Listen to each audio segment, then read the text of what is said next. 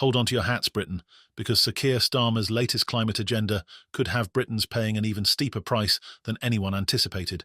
Just as Starmer jets off to the highly controversial COP29 summit in Baku, he's dropping a new environmental bombshell.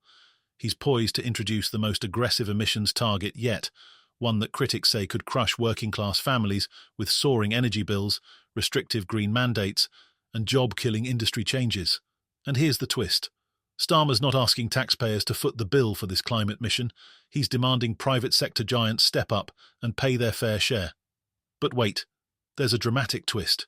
Just within the last 24 hours, Starmer unveiled his plan to harness billions from the private sector, declaring that these corporations owe it to the planet.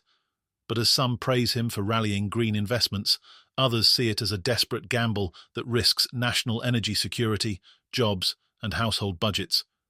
And as he pitches this bold vision at COP29, the backlash is reaching fever pitch. Will this climate strategy backfire, or is Starmer gambling Britain's future on net zero? Let's dive into the scandal rocking the nation and how it could shape your everyday life in ways you never saw coming. The UK has already faced serious economic upheaval in the name of going green. With its current commitment to a 68% emissions reduction by 2030, based on 1990 levels, the government has already imposed policies impacting everything from household energy to transportation.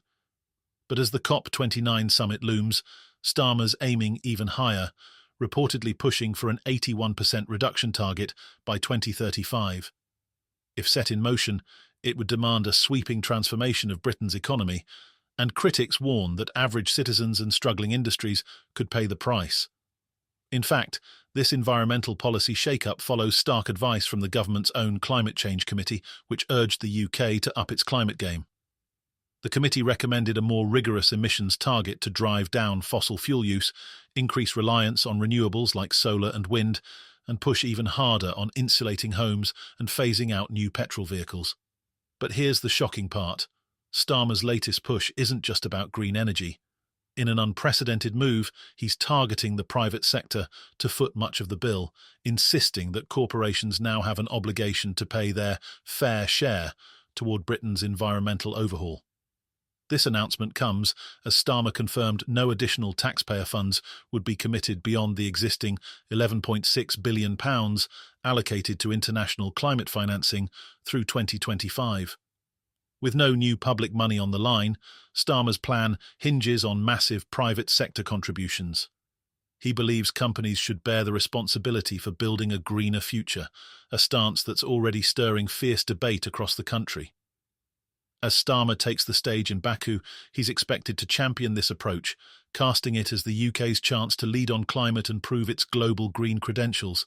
But skeptics are raising alarm bells, claiming that Starmer's ambition could strain the very sectors the country relies on for economic stability.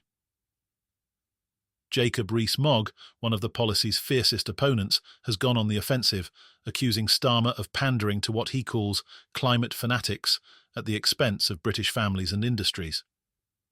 Speaking on GB News, Rees-Mogg pulled no punches, condemning Starmer for jetting off to Azerbaijan when the leaders of major powers, including Joe Biden, Donald Trump, Emmanuel Macron, and even Xi Jinping, have all chosen to skip COP29.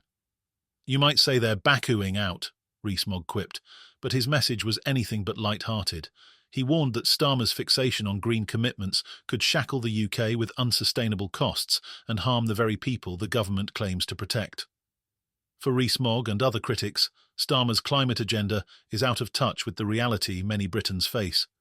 With soaring energy prices and a cost-of-living crisis gripping the nation, Rees-Mogg argued that Starmer's focus on upping emissions targets ignores the immediate needs of everyday people. He even drew comparisons to Donald Trump's return to the US presidency, framing Trump's America First energy policy as a model of pragmatism. Trump, according to Rees-Mogg, understands that energy independence and affordable energy are the real keys to economic growth, not lofty emissions goals. In his view, Starmer's strategy prioritizes international applause over practical solutions. The stakes are high, and Starmer's gamble is unprecedented. By rallying private corporations to bankroll Britain's climate transition, he's attempting to sidestep further public spending. Yet the demand for corporate investment in green energy has already sparked fears that UK companies could pass the costs on to consumers, making essentials like electricity, heating, and goods even more expensive. And Starmer's vision isn't stopping at corporate contributions.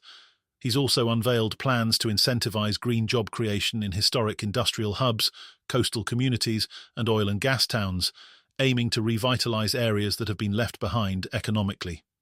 Supporters of Starmer's Green Plan see his bold approach as necessary for the UK to position itself as a global leader in clean energy, arguing that Britain has a duty to lead by example.